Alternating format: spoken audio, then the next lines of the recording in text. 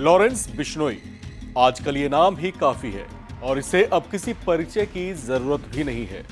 कहा जाता है कि लॉरेंस बिश्नोई का नाम बॉलीवुड से लेकर बड़े बड़े कॉरपोरेट गलियारों में भी गूंजता है। इसे डॉन का टाइटल दिया जा चुका है। गैंग के सदस्य लॉरेंस बिश्नोई को प्यार से गुरुजी कहकर संबोधित करते हैं। नमस्कार, मैं हूं राम विश्वकर्मा। आप देख रहे हैं एनबीटी ऑनलाइन। लॉरेंस बिश्नोई का नाम कई बड़े नामी ग्रामी हस्तियों के डर की वजह बना हुआ है। बेहद कम उम्र के इस नौजवान डॉन का जन्म 12 फरवरी 1993 में पंजाब के फिरोजपुर के एक गांव में हुआ था। साधारण किसान परिवार में जन्मे लॉरेंस बिश्नोई के पिता पंजाब पुलिस में कांस्टेबल हुआ करते थे, जिन्होंने 1997 में नौकरी छोड़कर खेतीबाड़ी के काम पर फोकस करना शुरू कर दिया था। लॉरेंस बिश्नोई को लेकर गांव के लोग बताते हैं कि वो बहुत ही शांत मिजाज बच्चा हुआ करता था, जिसे लेकर कभी कोई गलत बात या शरारत नहीं सुनी गई थी। अबोहर के ही एक स्कूल में 12वीं तक की पढ़ाई पूरी करने के बाद वो साल 2010 में चंडीगढ़ डीएवी कॉलेज चला गया था। वही छात्र राजनीति में उसका इंटरेस्ट जगा तो वो इसमें सक्रिय हुआ और 2011 में ही Punjab university campus student council में शामिल हो गया।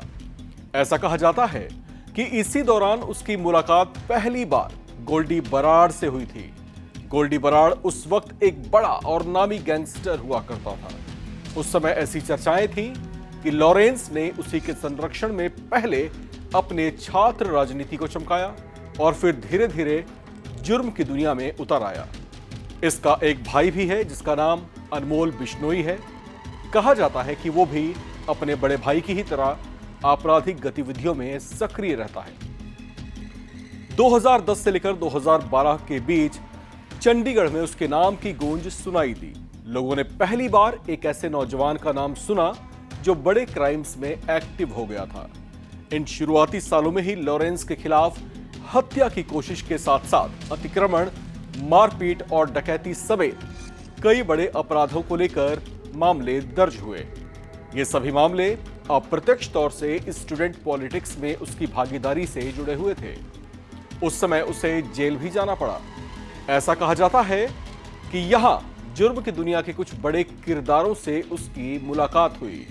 2013 में जब तक लॉरेंस ने अपने ग्रेजुएशन की पढ़ाई पूरी की, उस समय तक उसके साथियों की टीम को कुछ लोगों ने गैंग कहना शुरू कर दिया था। 2013 का यही वो साल था जब जेल की सैर कराया लॉरेंस बिश्नोई एक बड़े ही हाई प्रोफाइल केस में फंसा।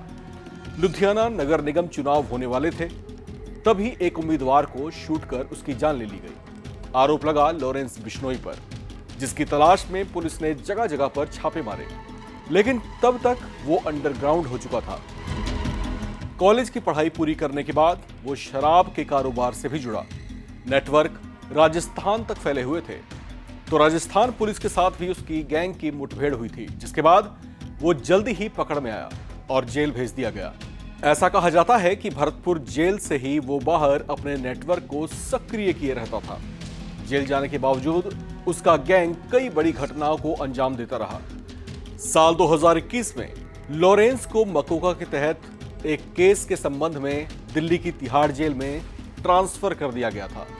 अधिकारियों के मुताबिक बिश्नोई जेल के बाहर अपने सहयोगियों के साथ संवाद करने के लिए, उनसे बातचीत करने के लिए वॉइस ओवर आईपी कॉल का सहारा लेता है। साल 2023 में गुजरात एटीएस ने ड्रग तस्करी से जुड़े मामले में उसे अपनी कस्टडी में ले लिया था और उसे साबरमती जेल में एक बेहद हाई सिक्योरिटी वार्ड में बंद कर दिया गया।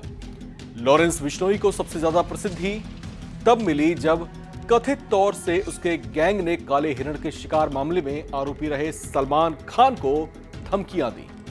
दरअसल वो जिस बिश्नोई समाज से आता है, उसमें काले हिरण को पूजनीय और पवित्र माना जाता है। हालांकि इस केस में कोर्ट ने सलमान खान को बेकसूर बताते हुए बरी कर दिया था, लेकिन उसका नाम लॉरेंस के साथ तभी से चर्चाओं में छाया रहा। इसके बाद पंजाबी सिंगर सिद्धू मूसेवाला की हत्या से भी इसके गैंग का नाम जुड़ा, जबकि हाल ही में बाबा सिद्दीकी की हत्या के पीछे भी इसी के नेटवर्क का हाथ बताया जाता है। हालांकि आरोप अभी साबित नहीं हुए हैं। मामले की जांच जारी है। आगे क्या होता है वो फिलहाल देखना बेहद दिलचस्प रहेगा। और जितना दिलचस्प ये पूरा किस्सा था, उतना ही दिलचस्प लॉरेंस बिश्नोई का अब तक का सफर रहा है, जो जेल में बंद है। इस खबर में फिलहाल इतना ही। बाकी अपडेट्स के लिए आप कहीं जाइएगा मत, लगातार आप देखते रहें एनबीटी ऑनलाइन।